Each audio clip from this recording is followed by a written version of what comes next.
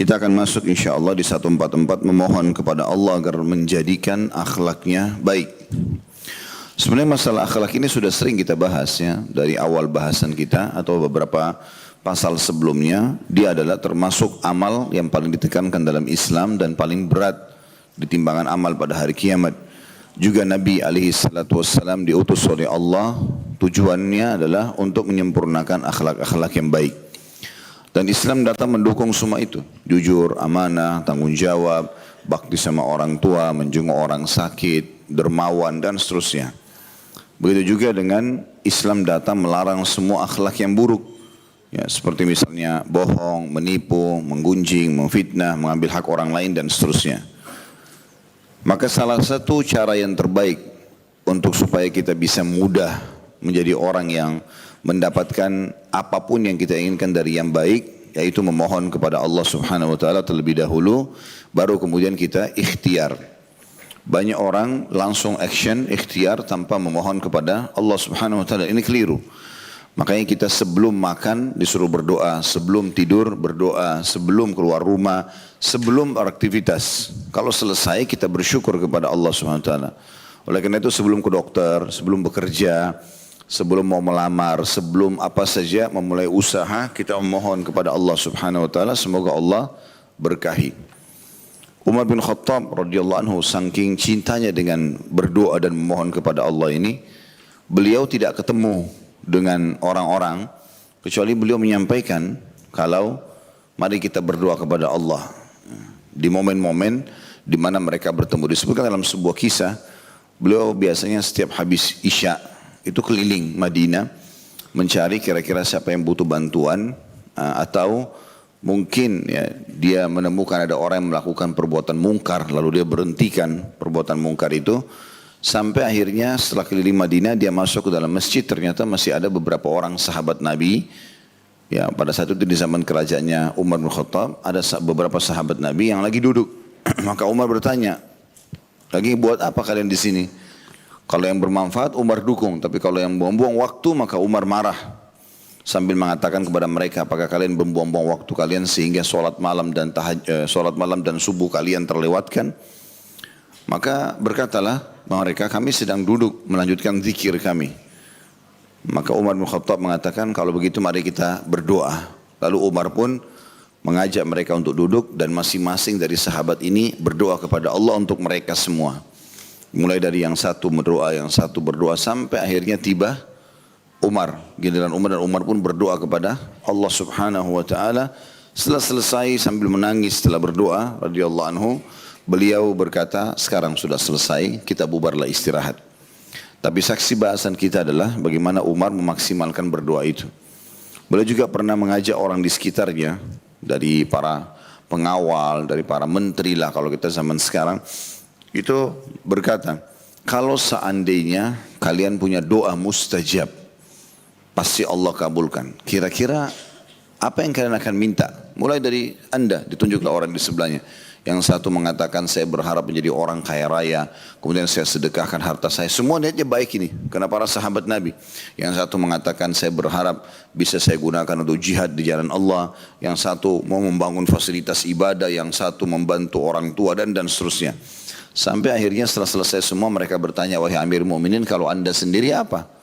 Kata Umar, kalau saya pasti punya satu doa yang ijabah, mustajab, maka saya berharap berdoa agar Allah mengaruniai kaum muslimin, pemimpin yang adil, yang baik, yang taat kepada Allah, supaya bisa menyebarkan kemakmuran. Di musim hujan seperti ini juga, termasuk waktu mustajab doa, jangan berkeluh kesah. Justru kesempatan sekarang berdoa kepada Allah SWT. Orang banyak melakukan hal-hal yang keliru pada saat hujan turun. Kekeliruan di sini tentunya bukan sampai pada perbuatan haram ya. Kecuali kalau mereka mencaci maki, maka itu sudah sampai pada perbuatan yang haram. Karena kita tidak boleh mencaci maki ciptaan Allah Subhanahu wa taala.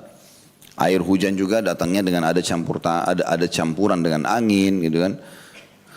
Maka Nabi SAW bersabda, Allah berfirman, la tasubud dahar fa inni ad-dahar. Jangan kalian mencaci maki waktu, prosesinya, udara dan seterusnya lah yang berhubungan dengan masalah itu.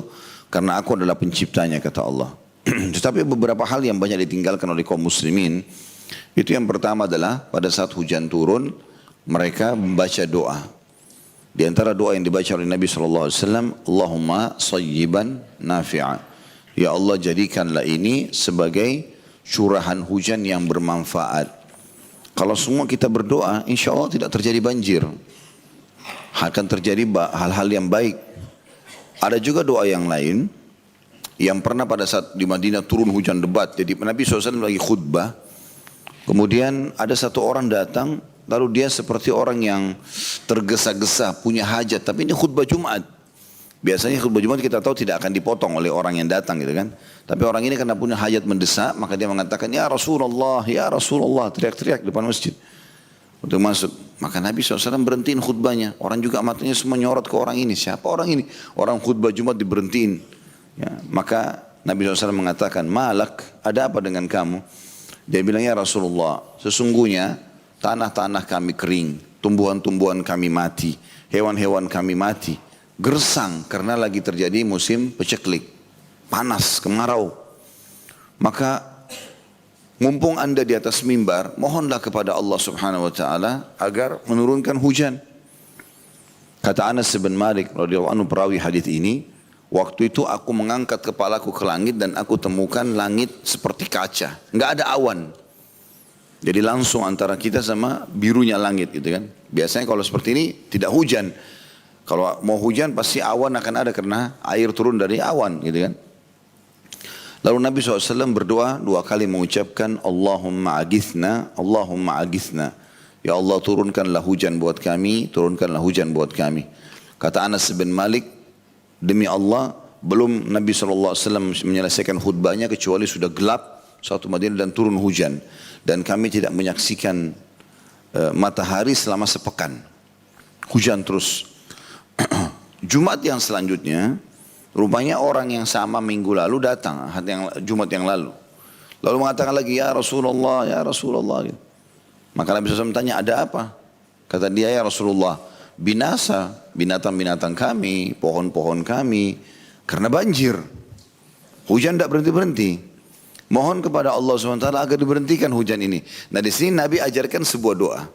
Kalau tadi awal turun hujan kayak kita sekarang misalnya, kita baca Allahumma sayyiban nafi'a. Ya Allah sesungguhnya ini semoga menjadi curahan hujan yang bermanfaat. Tapi pada saat sudah turun dan dikhawatirkan mendatangkan bahaya, maka Nabi baca Allahumma hawalaina wala alaina. Ya Allah jadikanlah ini ya, baik buat kami dan bukan berbahaya buat kami. Allahumma alal akami wal dhirabi wa manabi syajar. Ya Allah jadikanlah air-air ini terserap oleh ya, dahan-dahan, lereng-lereng gunung, pohon-pohonnya. Maka pada saat itu pun kata Anas bin Malik kami menyaksikan Nabi SAW menunjuki awan-awan tersebut. Setiap yang ditunjuk oleh Nabi bubar, artinya berhenti hujannya sebagai mujizat gitu kan. Tapi Nabi SAW baca ini, Allahumma hawalaina wala alaina, Allahumma alal akami wal dhirabi wa manabi syajar. Jadi ini juga termasuk doa agar tidak terjadi bencana-bencana yang tidak diharapkan dari hujan tersebut. Jadi pertama berdoa. Yang kedua termasuk sunnah Nabi SAW yang mungkin orang tidak kerjakan itu adalah membasahi diri sedikit dengan air hujan itu. Ya. Jadi kayak kita mandi hujan itu sebenarnya bagian dari sunnah Nabi. Karena pernah terjadi waktu turun hujan Nabi SAW marah keluar kena hujan. Dan beliau membuka imamahnya dan membasahi sedikit bagian badannya. Dibiarkan air kena. Tentu tidak basah kuyup tapi diambil sedikit. Ya. Keberkahan dari air hujan itu. Para sahabat berkata, ya Rasulullah kenapa anda lakukan itu? Kata Nabi SAW sesungguhnya air hujan ini baru turun dari rahmat Tuhannya.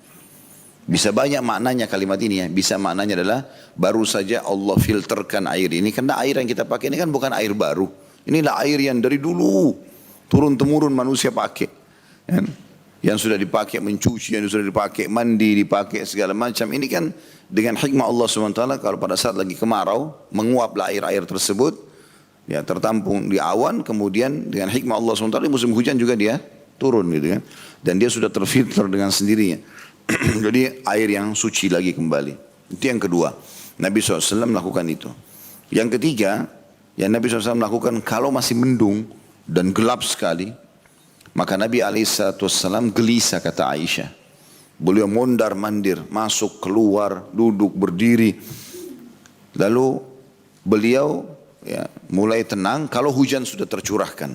Selama belum tercurahkan masih awan gelap, beliau gelisah. Lalu beliau itu ditanya oleh Ummul Mukminin Aisyah radhiyallahu anha, kenapa ya Rasulullah Anda gelisah? Kata Nabi SAW, aku khawatir jangan sampai ini seperti yang ditimpa oleh kaum atau kepada kaum Ad, kaumnya Nabi Hud. Jadi waktu mereka mau dihancurkan, mereka lihat dari jauh, awan gelap, mereka berpikir akan turun hujan. Sehingga tumbuhan-tumbuhan mereka subur, ternyata yang turun adalah azab. Siksaan dari Allah subhanahu wa ta'ala dari awan tersebut. Itu yang ketiga.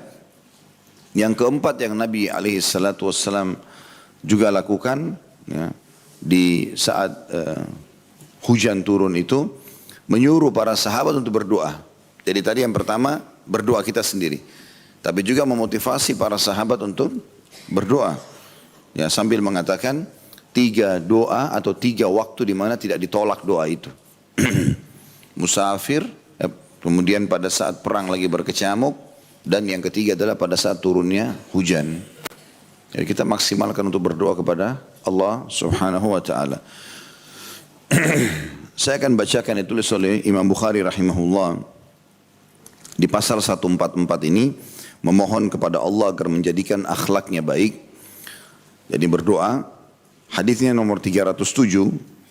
Imam Bukhari berkata, rahimahullah, Muhammad bin Salam mengabarkan kepada kami, ia berkata, Marwan bin Muawiyah al-Fazari mengabarkan kepada kami dari Abdurrahman bin Ziyad bin An'um, dari Abdurrahman bin Rafi'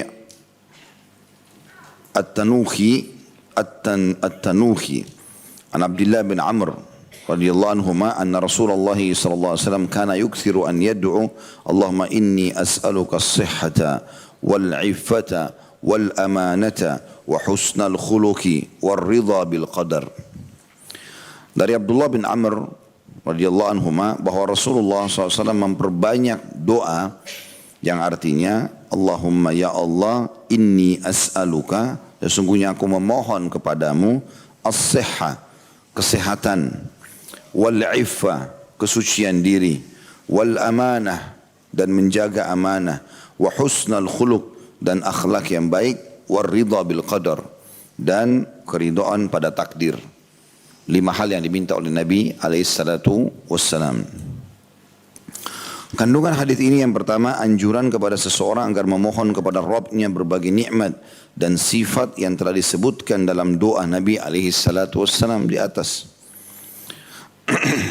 Yang kedua, anjuran agar tunduk dan bersandar kepada Allah dalam setiap keadaan. Itu kurang lebih gambaran kandungan hadis yang ditulis itu di sini. Kita akan masuk lebih dalam membahas hadis ini dengan izin Allah SWT. Semoga kita bisa mengeluarkan manfaat-manfaatnya. Yang pertama teman-teman sekalian, Abdullah bin Amr radhiyallahu anhu ini adalah sahabat Nabi yang masyhur. Ayahnya Amr bin As adalah juga sahabat Nabi yang masyhur. Ya. Dan Abdullah ini termasuk dari 4 orang yang dikenal dengan Abadilah. 4 orang yang bernama Abdullah, sahabat yang banyak meriwayatkan hadis. Abdullah bin Umar, Abdullah bin Abbas, Abdullah bin Mas'ud, Abdullah bin Amr ibn As. Dan Abdullah bin Amr ibn As ini termasuk sahabat yang sangat giat dalam menuntut ilmu. Radhiyallahu anhu, karena beliau menulis, bukan cuma sekedar mendengar, tapi beliau sibuk menulis. Makanya Abu Hurairah radhiyallahu anhu, sahabat Nabi, berkata yang lain, ini kuat sekali hafalannya beliau. Abu Hurairah berkata, sesungguhnya tidak ada seorang pun dari sahabat Nabi SAW yang meriwayatkan hadis dari beliau mengalahkan hadis yang aku hafal, kecuali Abdullah bin Amr, karena dia menulis sementara aku tidak menulis. Dan Nabi SAW pernah berkata kepada Abdullah bin Amr, wahai Abdullah, tulislah ilmu itu, karena sesungguhnya ada mizat yang jiwa Muhammad dalam genggamannya, ya, sesuatu yang ditulis dengan benar tidak akan keluar kecuali kebenaran pula darinya. Jadi menulis itu penting sekali teman-teman, walaupun hanya poin-poin besarnya di handphone segala macam gitu ya. Kalau di kertas nggak bisa. Bahkan kata Abdullah bin Mubarak, sesungguhnya kami tidak akan menghafal ilmu. Ini ulama-ulama besar tabi'in dulu. Kami tidak bisa menghafal ilmu kecuali karena tulisan.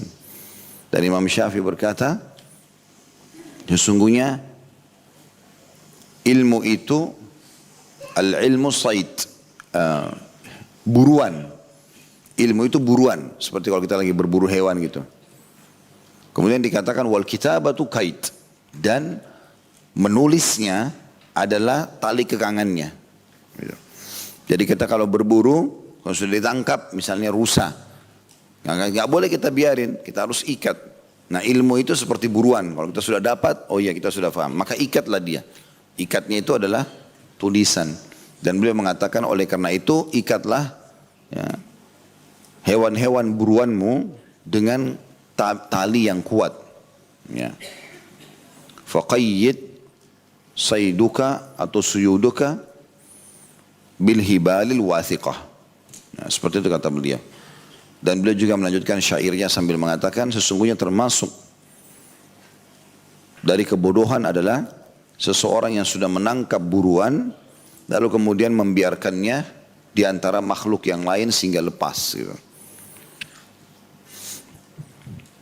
Abdullah bin Amr termasuk sahabat Nabi yang sangat rutin menulis sehingga dia mendapatkan banyak sekali manfaat ilmu, termasuk beliau akan panen pahala dari apa yang kita bahas ini, dan cukup banyak hadis yang diriwayatkan oleh beliau.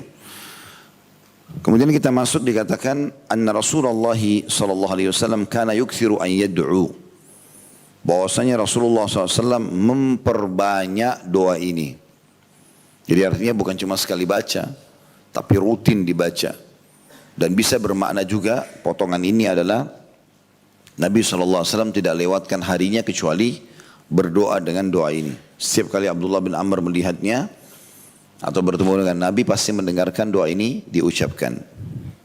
Itu makna daripada potongan bahwasanya Nabi SAW memperbanyak berdoa. Potongan selanjutnya, tentu potongan yang ketiga, maksudnya dari manfaat hadis ini ya. Tadi ya, potongan pertama tentang Abdullah bin Amr radhiyallahu anhuma. Kemudian potongan yang kedua, Nabi SAW banyak berdoa dengan doa ini. Dan kita sudah maknakan, yang dimaksud adalah banyak berdoa atau sering mengulangi, atau bisa saja tidak melewati harinya kecuali membaca doa ini. Kita masuk sekarang ke manfaat yang ketiga. Potongan pertama, permintaan Nabi SAW. Allahumma inni as'aluka as-sihha. Ya Allah, aku memohon kepadamu kesehatan. Ini nikmat yang luar biasa. Bapak Ibu sekarang yang hadir di sini, Masya Allah merasakan kesehatan, itu sebuah nikmat yang tidak terhingga. Andai saja orang-orang sakit di rumah sakit itu yang lagi dirawat, ya, melihat keadaan kita, maka tidak ada yang paling dia cemburui kecuali ini. Karena mereka mau bergerak susah, harus dipandu. Apalagi kalau yang lagi diisolasi di rumah sakit, wa na'udzubillah, karena wabah, karena apa saja. Ini sebuah nikmat yang luar biasa. Dan kalau bukan Allah subhanahu wa ta'ala yang jaga kita, kita tidak akan terjaga teman-teman sekalian. Dari mana kita bisa lihat oksigen yang kita hirup, bakterinya berapa banyak, berbahaya seperti apa. Tapi Allah subhanahu wa ta'ala menjaga hamba-hambanya. Gitu ya. Allah menjaga. Berapa banyak bahaya yang bisa menimpa kita pada saat kita jalan pakai motor walaupun menggunakan helm. Mungkin sesuatu batu terlempar bisa kena mata, bisa ini, bisa itu, tapi Allah SWT jaga. Maka kesehatan sebuah nikmat yang luar biasa. Sampai kata Nabi SAW, dua nikmat Allah yang sangat besar yang dilalaikan oleh banyak manusia. Yaitu kesehatan dan juga waktu lowong, waktu yang luang. Maka bersyukurlah teman-teman. Makanya kita sudah pelajari hadis yang sebelumnya kalau masih ingat. Man asbaha mu'afan fi sirbih. Barang siapa yang tiba di pagi hari dalam kondisi aman di tempat tinggalnya. Maksudnya aman adalah tenang, sehat, gitu kan. Itu termasuk sebuah nikmat yang luar biasa. Ya. Dan itu kita sebutkan di hadis yang sebelumnya ya. Dan itu sudah kita jelaskan ada dua makna atau ada dua bacaan. Man asbaha fi ya. Man asbaha aminan fi sarbihi atau sirbihi. Dua-dua bisa bermakna. Di situ ada penjelasan kosakatanya. Kalau sarb aminan fi sarbihi artinya tidak khawatir dan takut jika hartanya yang ia miliki dirampok. Itu makna sarbihi. Aminan fi sarbi. Kalau pakai kasra aminan fi sirbi itu ada maknanya di bawah. Aminan fi sirbi artinya anggota keluarganya dan seluruh binatang hewan ternaknya segala macam lah pengikut-pengikutnya dia, orang sekitarnya aman. Dua-duanya. Lalu Allah bilang, mu'afan fi jasadi. Dan sehat di badannya.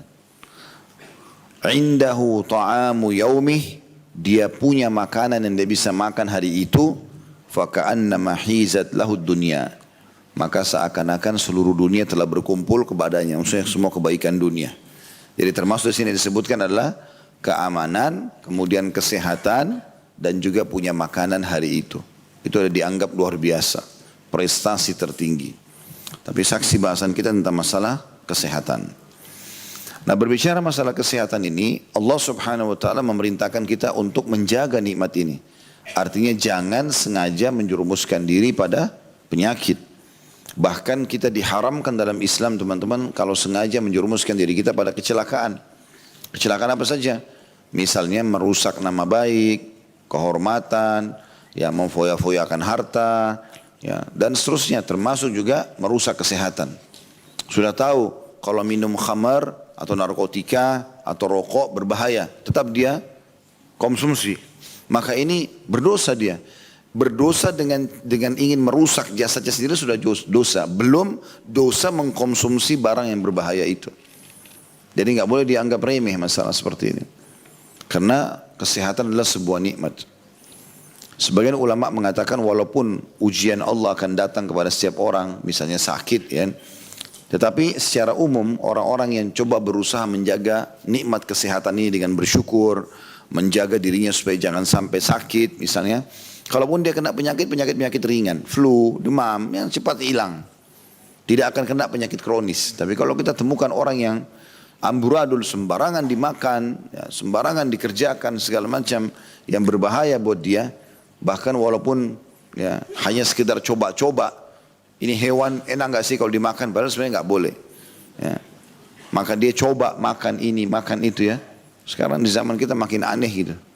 Ya. Bahkan orang Muslim cecak haram dimakan, tidak boleh. Cecak itu binatang foesikah, tidak boleh makan. Angkat di medsos makan cecak. La haula wala quwwata. Sudah kehabisan daging sapi, ayam, kambing, kan ada, kelinci, ikan. Kenapa cecak? Itu. Contoh saja, aneh. Ada orang makan tikus, ada orang makan ini, orang makan itu. Akhirnya wajar kena penyakit-penyakit kayak sekarang, corona dan segala macam. Karena aneh-aneh gitu. Ya. Aneh-aneh. Maka wajib kita menjaga kesehatan kita. Nggak boleh sembarangan. Termasuk dalam menjaga kesehatan adalah tidak boleh memaksakan diri makan kalau sudah kenyang. Kalau sudah kenyang selesai. Jangan paksakan, oh ini karena enak. Atau karena tamak, gitu kan. Salah satu ciri orang tamak itu kalau dia bertamu ke rumah orang atau ada acara, pasti piringnya penuh. Takut kehabisan. Tidak fikir orang lain. Kan tuan rumahnya biasa, oh 100 orang tamu. Ya udah tempenya mungkin 100 potong juga. Paling lebih 2-3. Diambil 5 potong tempe, ambil daging sekian potong sampai numpuk semua. Tidak ada rasa malu. Kenapa begini? Kisah salafus saleh unik sekali ya.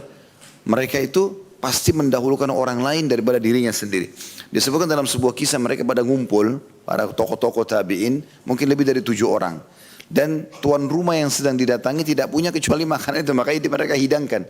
Ciri mereka itu kalau ada tamu pasti keluarin semua yang mereka miliki, nggak disimpan-simpan. Jadi kalau dia cuma hidangkan itu berarti cuma itu saja dia punya. Gitu. Maka yang terjadi adalah supaya ayo silakan makan kata tuan rumah, supaya mereka mau makan tidak berani sentuh. Tuan rumahnya padamin lampu, obornya dipadamin, ya, supaya ada yang mau makan. Begitu dinyalain kembali nggak ada yang sentuh makanan itu. Berharap saudaranya yang makan, bukan dia. Begitu luar biasanya mereka menjaga sifat tamak itu, gitu kan? Punya rasa malu. Begitu dalam Islam. Ada sebagian orang tidak seperti itu. Ya. Begitu juga dalam masalah tidak menjaga kebersihan dari makanan, kualitasnya. Pernah saya jelaskan, kalau kita masuk ke satu supermarket, misal contoh mau beli anggur. Anggur A kualitasnya paling bagus, harganya 100.000 misalnya per kilo. Anggur B kualitasnya lebih di bawah, harganya 50.000. Kita kalau punya kemampuan termasuk mensyukuri nikmat Allah, beli yang anggur A. Jangan beli anggur B. Itu termasuk dalam menjaga kesehatan kita. Itu dianjurkan. Bagian dari Allah, yang penting jangan mubazir. Jangan cuma suami istri beli 10 kilo anggur. Kan nggak bakal dimakan. Gitu kan. Kecuali mau sedekah. Ada juga orang biasa begitu. Hobinya cuma beli sampai numpuk-numpuk rusak di kulkas, nggak dimakan. Ya juga nggak boleh. Terutama ibu-ibu ini biasa. Beli ini, beli itu gitu. Soalnya terjadi pada istri saya juga itu. Saya lihat pengalaman, begitu saya buka kulkas, saya biasa cek kulkas di rumah. Banyak makanan. Ini kenapa nggak dimakan? Beli lagi. Lupa dia kalau masih ada di situ kan. Nggak boleh mubazir. Kita boleh menikmati, tapi kita berada di antara la ifrat wala tafrit. Tidak berlebihan, tidak juga terlalu perhitungan. Tapi ada di tengah-tengah. Kata Nabi SAW, khairu umur awsatu. Perkara yang paling baik adalah pertengahannya. Itu yang tengah-tengah. Tidak mubazir, tidak juga kita terlalu perhitungan gitu. Maka termasuk menjaga kesehatan dalam masalah seperti ini ya. Kualitas-kualitas makanan. Nggak boleh. Ibu-ibu hati-hati. Bisa berdosa kalau makanan sudah rusak. Baru bahasanya antara dia sama dirinya. Daripada dibuang, kasih makan aja suami saya. Ya. Daripada dibuang. Nanti suaminya mules, sakit. Nggak boleh. Udah nggak bisa dimakan, nggak layak, jangan. Teman-teman yang punya toko jual makanan expire, buang, nggak boleh. Nggak boleh sama. Saya pernah temukan di toko saya ada barang expire. Beberapa ikhwah datang, nggak tahu Ustaz ini expire tapi mungkin bisa dipakai, nggak bisa, buang semua. Bahkan kalau mau lebih aman, buangnya itu jangan buangnya hanya sekedar buang begitu orang nanti salah gunakan. Nggak, kita memang sudah buang cair supaya mereka nggak bisa pakai. Karena nggak bisa. Dikasih tanggal expire artinya tidak boleh dipakai. Bahaya. Itu berbahaya. Bisa berdosa malah kita. Gitu kan? Nggak boleh sama sekali. Kalau masih ingat kisah Muhammad bin Sirin rahimahullah yang pernah saya sampaikan.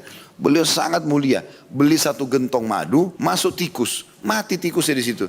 Madu kan kental. Maka dia baru beli dan utang lagi. Jatuh tempo. Satu gentong besar. Dia rupanya waktu pulang, beli sore, tutup tokonya malam, dia lupa tutup. Besok pagi dia buka toko, di atas paling atas madu itu, ujungnya gentong itu ada tikus mati. Dia begitu lihat, dia panggil pegawainya semua. Angkat gentong ini. Dibawa. Biasanya Muhammad bin Sirin ini kalau beli barang, pasti habis. Karena dia dianggap ulamanya pada zaman itu. Dan dia punya toko di pasar, orang-orang beli toko di situ karena tahu dia ada. Jadi sering bertanya fatwa segala macam gitu. Dan sampai bisa menjadi seperti sumber pembelian. Kalau ada makanan orang-orang bawa, pedagang pasti ke Muhammad bin Sirin. Muhammad bin Sirin kalau beli seperti kalau kita majelis ulama gitu. Ya, keluarin label halal orang pada beli gitu. Maka kalau dia sudah beli orang pasti beli semua. Karena dianggap dia pasti ya, teliti dalam masalah itu. Maka dibawalah. Orang-orang pada lihat kemarin Muhammad bin Sirin beli madu. Mereka rencana baru mau beli hari ini. Tapi dibawa, mau dijual kemana nih? Masa di luar pasar? Dibawa oleh Muhammad bin Sirin sampai pegawai, orang pasar semua ikut. Ternyata pergi sungai, di belakang pasar ada sungai, disuruh tuang semua madu itu. Dituang semua di air. Jadi nggak bisa dipakai lagi. Dibuang semuanya. Kata mereka, Muhammad bin Sirin, kenapa anda buang madu begitu mahal? Satu gentong besar. Dia bilang, saya tadi waktu beli kemarin, saya lupa tutup. Waktu malam hari gentongnya, lalu pagi hari saya dapatkan tikus mati di atasnya. Lalu kata mereka, tikus mati di atas madu, tinggal di sendok bagian atas madu, sisanya jual. Kata mereka gitu kan. Ini yang ketawa-ketawa kenapa? Punya pikiran begitu. Artinya lebih baik ambil atasnya saja gitu. Bapak kata Muhammad bin Sirin rahimahullah, siapa di antara kalian yang bisa menjamin untukku, kalau saya sudah angkat tadi yang bagian atasnya, bagian bawahnya tidak kena bakteri tikus itu. Sehingga akhirnya saya jual dan saya menipu muslimin. Akhirnya mereka sakit gara-gara itu. Semuanya terdiam. Dan gara-gara itu, Muhammad bin Sirin ditagih oleh pemilik madu, dia nggak bisa bayar. Dia mau bayar sama barang di tokonya nggak bisa. Dia mau diam. Sampai dipenjarakan. Dilapor ke hakim. Masuk penjara dia. Dan penjaga penjara ini, kepala penjara ini tahu Muhammad bin Sirin, mereka tahu dia ulama besar, figur mereka gitu, nggak mungkin menipu. Maka kepala penjaranya bilang, wahai Muhammad bin Sirin, saya akan punya wewenang di sini. Kalau anda mau merasa keluar, butuh ketemu sama keluarga anda, silakan anda keluar malam, saya izinkan. Pagi silakan kembali lagi sini sampai keputusan pengadilan. Kata Muhammad bin Sirin, tidak, demi Allah, saya tidak akan membuat kau melanggar pemerintah, sementara itu adalah tugasmu. Saya akan di sini sampai Allah kasih jalan keluar. Tersebar berita, Muhammad bin Sirin beli madu, kemudian ada tikusnya dibuang karena takut kepada Allah. Akhirnya seluruh muslimin nyumbang, kasih uang. supaya Muhammad bin Sirin bisa bayar itu. Subhanallah, uang yang terkumpul bisa bayar 1 gentong madu dan bisa punya lagi uang untuk beli 10 gentong seperti itu. Dari sumbangan orang, hibahnya orang. Allah SWT berikan dia jalan keluar. Jadi nggak boleh sembarangan. Expire ya sudah, dibuang. Jangan dipaksakan dijual. Dan bukan dinamakan mubadzir. Mubadzir itu kalau sengaja. Orang sengaja numpuk-numpukin makanan dan dia tidak makan. Kena ketamakan saja. Itu namanya mubadzir. Ini masuk dalam masalah menjaga kesehatan itu sendiri. Baik diri kita ataupun orang kita. Termasuk dalam menjaga kesehatan adalah menjaga lingkungan. Menjaga lingkungan kita. Jangan buang sampah sembarangan. Ya, membuat kotor. Apa susahnya sih Bapak Ibu sekalian buang sampah itu diplastikin dulu. Yang bersih, rapi, baru ditaruh di tempat sampah. Tempat sampahnya mungkin berapa hari sekali digosok, dibersihkan, gitu kan. Maka itu sangat baik untuk kesehatan kita dan lingkungan kita juga. Dan itu Allah SWT akan menilai semua itu. Tidak usah bicara masalah sampah yang bisa berbahaya bagi umumnya orang. Kata Nabi SAW, aku diperlihatkan seorang dari umatku lagi menikmati istananya di surga gara-gara pernah memindahkan duri dari jalanan yang bisa membahayakan orang lain. Allah balas dengan surga. Itu termasuk merawat, menjaga lingkungan kita, gitu kan? Menjaga kebersihan komplek, kebersihan rumah. Ya, itu simbol menjaga kebersihan kendaraan. Itu semua bagian daripada syariat Allah Subhanahu Wa Taala. Orang Muslim harus indah, bersih dan menjaga semua itu. Nah, ini semua masalah kesehatan. Termasuk dalam masalah kesehatan adalah merawat diri itu sendiri. Jadi mandi pada saat gerah, ya. Allah Subhanahu Wa Taala tidak akan terasa gerah kecuali supaya kita mandi, gitu kan? Mungkin banyak orang berkeluh kesah dengan gerah badannya, padahal sebenarnya dengan gerah dia mau mandi. Coba kalau nggak gerah-gerah, nggak mandi-mandi kan gitu. Ya karena saya temukan begitu. Waktu saya pergi ke Eropa, pergi ke Amerika di musim dingin, pada saat ada undangan ke sana, itu mereka heran dengan orang Indonesia kenapa mandi sehari 2 kali. Mereka kadang-kadang nggak mandi karena nggak keringatan kan. Mereka nggak mandi berhari-hari gitu. Jadi aneh juga ini. Jadi tidak selamanya juga mandi itu berhubungan dengan masalah keringatan kan. Kita ada mandi junub, ya. Kita ada mandi haid dan nifas, kita ada mandi Jumat, ya. Dalam Islam ada, dianjurkan. Dan kalaupun tidak mandi maka ada wudu setiap saat. Imam Qurtubi rahimahullah memasukkan dalam salah satu riwayat, walaupun riwayat ini masih dipersesikan oleh para ulama ya, tapi Imam Qurtubi masukkan dari 20 atau 21, 20 poin orang-orang jenis-jenis orang mati syahid, diantaranya adalah orang yang selalu menjaga wudunya. Nabi SAW ingatkan kepada sahabat itu, siapapun yang meninggal dalam keadaan suci berwudu, jadi setiap batal wudu dia wudu lagi begitu, maka dia dihitung mati syahid pada saat meninggal, gitu kan? Karena pentingnya kita menjaga kebersihan itu. Karena ini termasuk penyebabnya orang tidak merawat giginya. Kadang-kadang ada orang begitu ketawa, kuning semuanya, ya. Kotor, ngomong nggak enak, bau mulutnya. Tapi dengan percaya diri, ini sebenarnya nggak boleh. Termasuk perintah Nabi SAW bersiwak, gitu kan? Merawat diri, rambut juga begitu dirawat, pakaian juga begitu, sepatu dan sendal, gantilah, gitu kan? Kalau memang sudah tidak layak, gitu loh. Sehingga Allah Subhanahu Wa Taala memberikan tambahan nikmat. Yang penting ingat, jangan mubadzir, jangan berlebihan, gitu kan? Ada orang terlalu berlebihan, beli sendal saja sudah sekian puluh juta harganya, mubadzir. Ya, mungkin bisa perbaiki tempat wudhunya masjid daripada beli sendal semahal itu misalnya. Tapi kita disuruh juga dari satu sisi membersihkan dan menjaga semua. Itu berhubungan dengan masalah kesehatan kita. Itu satu sisi ya. Jadi menjaga kesehatan diri, merawat juga lingkungan kita. Seperti itulah kurang lebih.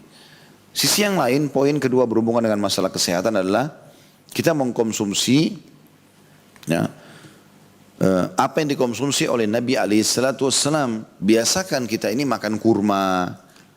Bukan cuma bulan Ramadan, gitu kan? Atau pada saat buka puasa. Kurma dikonsumsi setiap hari. Karena Nabi SAW mengatakan siapa yang mengkonsumsi 7 butir kurma ajwa di pagi hari, maka dia akan selamat dari sihir dan racun. Bayangin aja. Jadi tanpa berobat ini luar biasa. Sudah langsung jadi tameng yang sangat kuat dari sihir dan racun.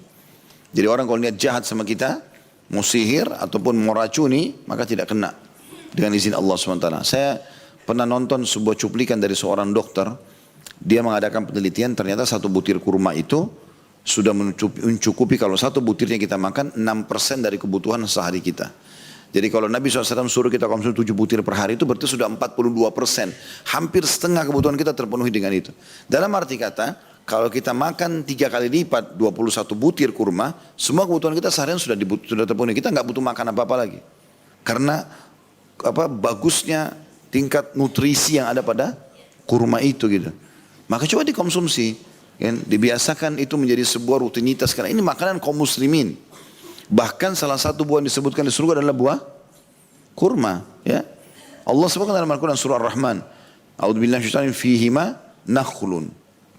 Fihima fakihatun wa nakhlun wa rumman. Di surga itu banyak melimpah buah-buahan. Lalu disebutkan secara khusus di antara buah-buahan tersebut kurma dan delima. Saya kan pernah bilang, sebagian ulama mengatakan buah-buahan yang disebutkan dalam Al-Quran tentang makanan ahli surga itu yang paling baik dikonsumsi selama di dunia. Jadi kayak delima, kurma, anggur, ini termasuk disebutkan di antaranya kurma, contoh misal. Dan Nabi SAW memang makanan rutinnya beliau itu. Jadi jangan bilang kurma kan itu makanannya orang Arab, Jazirah Arab karena pohonnya banyak gitu kan. Enggak, di Indonesia kan sudah ada berhasil buahnya. Saya nonton ada cuplikannya itu. Contoh saya itu kalau tidak juga sudah banyak importer yang masukkan itu. Kemudian juga diantaranya Nabi SAW itu paling gemar mengkonsumsi tharid. Tharid itu kayak roti gandum yang ditaruh di wadah kemudian dituangkan kari kambing bersamanya. Yang sudah pernah saya jelaskan, mengkonsumsi daging kambing bagian daripada agama kita. Ya. Jadi kalau ada yang masih alergi tidak mau makan daging kambing karena ini sugesti-sugesti yang negatif, ini semua harus dihapus. Apalagi mengatakan kambing makanannya orang Arab, salah itu. Kambing itu makanannya orang Islam. Iya benar. Kok bisa Ustaz? Ya banyak dalilnya. Yang pertama hadits Bukhari, di mana Nabi SAW sangat gemar memakan paha kambing. Berarti kalau kita mengaku sebagai pengikut Nabi Muhammad SAW, ya makan apa yang beliau suka. Beliau sangat gemar. Berarti sudah ikut termasuk sunnah. Mau dia orang Arab, mau orang bule, mau orang Melayu, sama saja.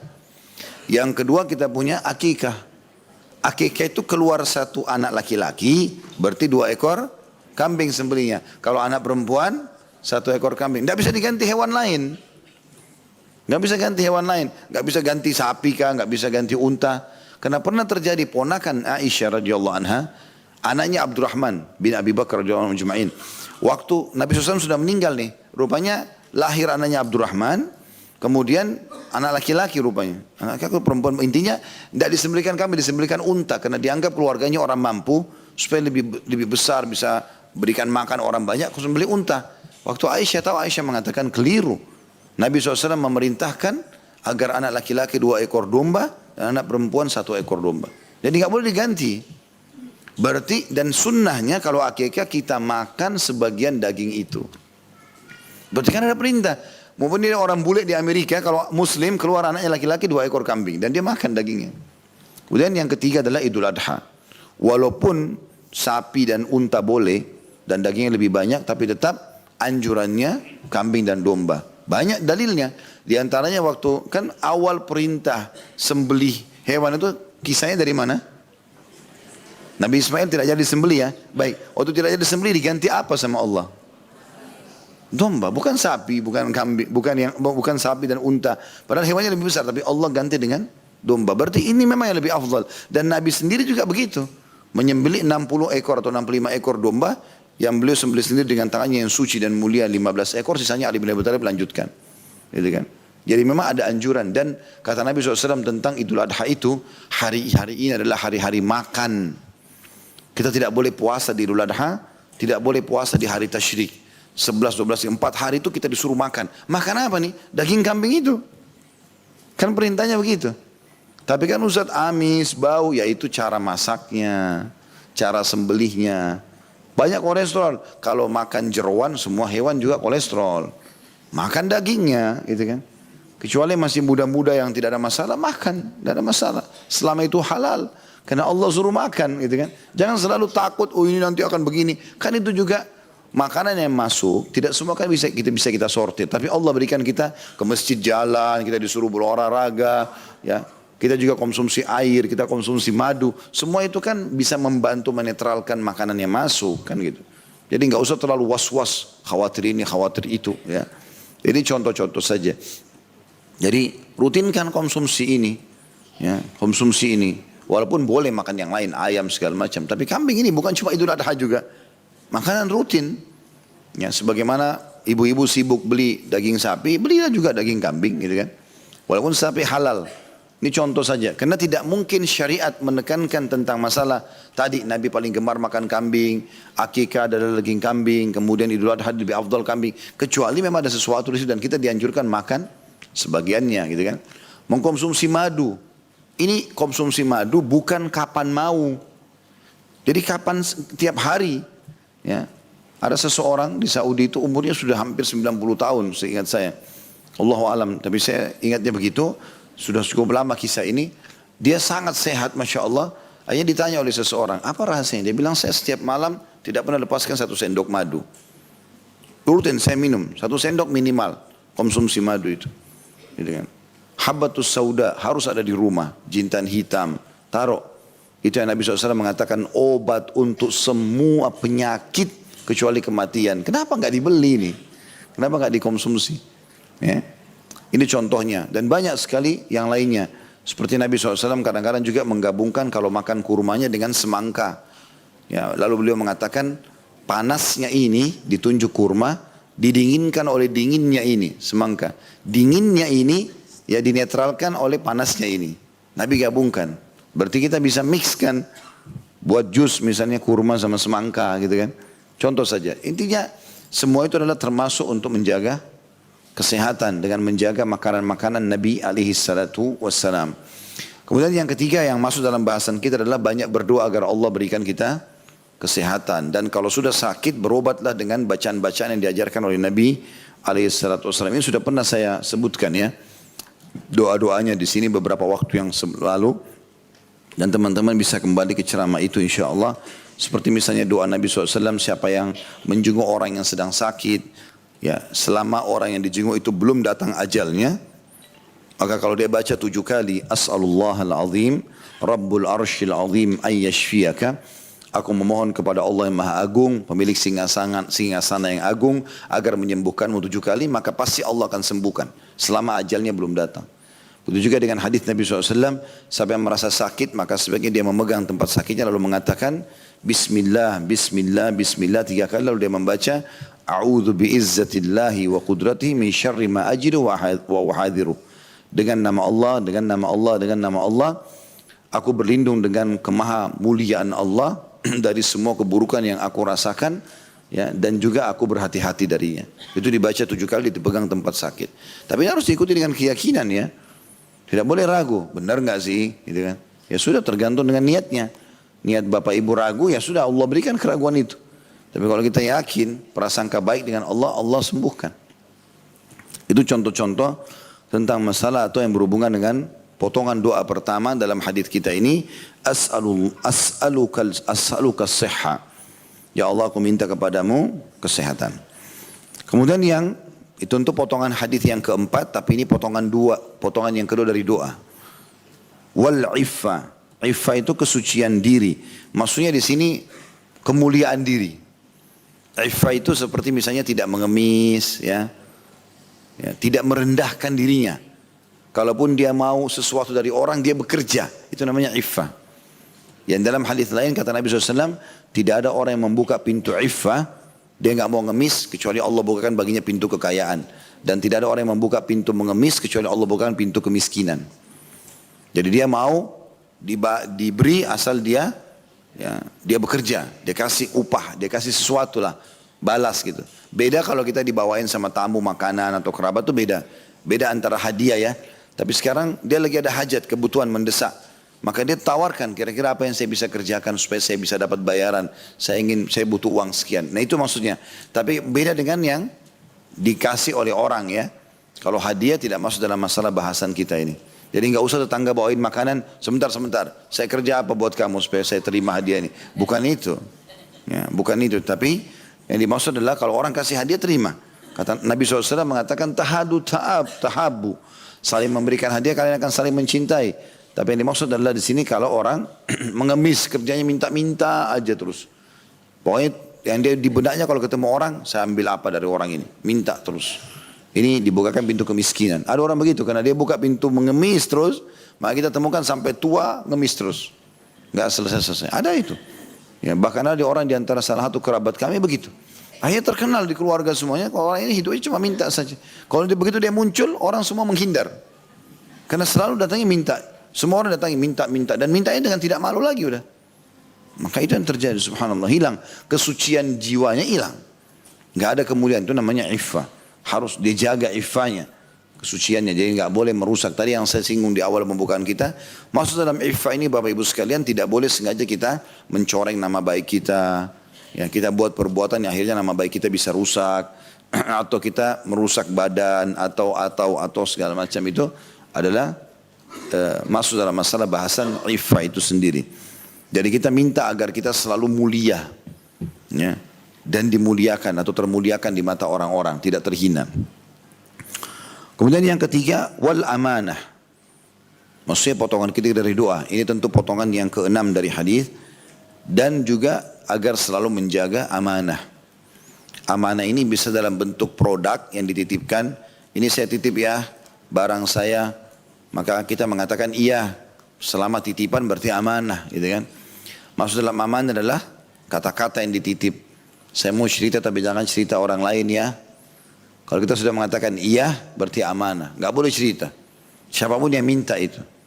Jadi gak boleh kita bilang, ada yang saya mau cerita, ya, tapi jangan cerita orang lain ya. Padahal orangnya sudah titip pesan begitu, gitu.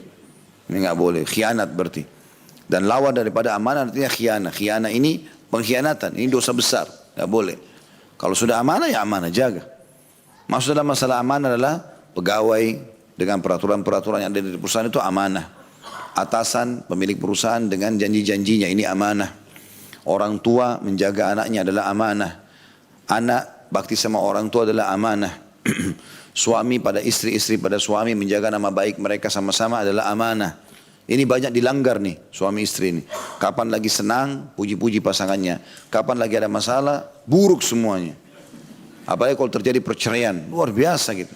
Sering kita dengar di negara kita gitu. Cerai saling menyalahkan, sudah gak ada kebaikannya. Padahal Allah bilang tentang masalah perceraian, wala tansul fadla bainakum.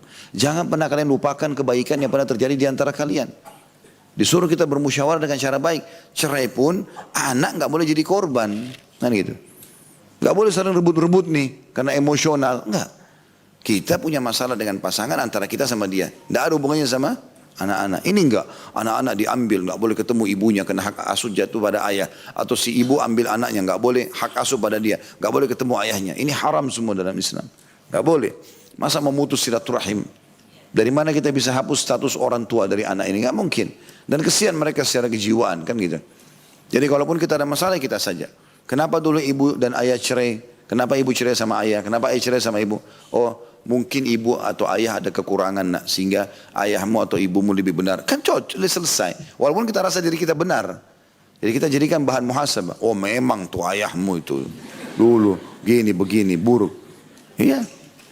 Atau memang ibumu itu begini dan begitu. Disebutkanlah keburukan semua. Gak boleh. Ini termasuk dalam masalah menjaga amanah. Allah subhanahu wa ta'ala tidak menjadikan kita suami istri sehingga saling terbuka. Ya, apalagi terbuka badan, terbuka segala macam. Apapun aib di badan kelihatan gitu kan. Maka kecuali harus menjaga amanah itu. Baik selama bersama ataupun sudah tidak bersama. Ini semua sudah masalah amanah semuanya. Gitu kan. Amanah-amanah jabatan juga begitu ya. Walaupun cuma pengurus masjid, walaupun hanya penasehat, walaupun hanya RT dan segala macam. Ini semua amanah sampai kepada pemimpin negara, kepada masyarakatnya. Semua adalah amanah, juga masyarakat yang harus patuh pada pemerintahnya juga adalah amanah. Semua ini akan diminta pertanggungjawaban pada hari kiamat. Sifat seorang muslim adalah selalu menjaga amanah tersebut. Dan terbalik, kalau orang munafik justru mereka merusak amanah itu. Makanya kata Nabi SAW, 4 ciri kalau ada pada seseorang pastikan dia munafik, tulen. Kalau 4-4-nya ada. Kalau dia berbicara dia bohong. Kalau dia diberikan amanah dia khianat. Kalau dia berjanji ingkari. Dan kalau dia bertengkar sedang cekcok sama seseorang dia curang. Dan kalau ada seseorang memiliki salah satu dari 4 sifat, salah satunya, kalau 4-4 pasti munafik. Salah satunya berarti dia termasuk memiliki salah satu dari sifat-sifat orang munafik. Dan itu tidak akan hilang sampai dia meninggalkannya. Jadi masalah khianat terhadap amanah ini. Ini yang ketiga yang kita minta dalam doa kita. Ya Allah berikanlah kami kesehatan, kemudian kesucian jiwa dan juga selalu menjaga amanah. Yang keempat dari potongan doa, adalah wa husnal khuluq, dan berikanlah kami akhlak yang baik. Jadi karakter secara semuanya baik. Sehingga memang Allah Subhanahu wa taala menjaga kita. Selalu santun, selalu ramah, hilang semua sifat-sifat buruk kayak dendam, putus asa. Ini semua terhapus dari diri kita. Ini akhlak yang mulia. Termasuk dalam bagian doa iftitah itu, saya sarankan teman-teman hafal itu ya, doa iftitah. Bagian daripada doa. Salah satu pilihan doa iftitah lah. Ya. Itu kita minta agar diberikan akhlak yang mulia. Dan kita minta agar Allah memperbaiki ya, akhlak kita itu. Kemudian yang terakhir, yang kelima yang kita minta adalah warridha bil qadar, dan ridha terhadap takdir. Ya. Mau kita suka kah, kita tidak suka, pokoknya takdir Allah. Seperti hujan bin. Contoh saja, takdir Allah. Salah satu rukun iman kita yang keenam adalah beriman kepada baik buruknya takdir. Maksudnya yang kita anggap baik ataupun buruk, semuanya kita yakini pasti dengan hikmah Allah Subhanahu wa taala. Allah lebih tahu kenapa hujan begini kadarnya, Allah lebih tahu kenapa malam sekian jam, siang sekian jam, di wilayah ini berbeda, wilayah itu berbeda, Allah lebih tahu. Kenapa si fulan lahir di wilayah ini, kenapa si fulan mati di wilayah itu, ini kuasa Allah Subhanahu wa taala. Allah lebih tahu semuanya. Kita tidak tahu apa-apa, kita tidak punya ilmunya gitu. Allah Subhanahu wa taala lebih mengetahui apapun yang dibutuhkan oleh hamba-hambanya. Tinggal kita prasangka baik saja. Patuh kepadanya, kita prasangka baik, Allah Subhanahu wa taala sudah menyelamatkan banyak mara bahaya yang sebenarnya bisa berbahaya buat kita. Ya. Jadi kita ridho dengan kadar atau takdirnya Allah Subhanahu wa taala. Ini juga termasuk dalam doa istikharah ya, yang kita baca setelah kita bilang kalau perkara ini buruk buatku, buat agamaku, buat akhiratku, buat duniaku dan akhiratku, maka alihkanlah ia dari aku, alihkanlah ia aku dari dia, kemudian tentukanlah ya takdir yang baik untukku dan buatlah aku ridho dengan takdir itu. Itu diantara akhir penutupan doa istikharah, seperti itulah.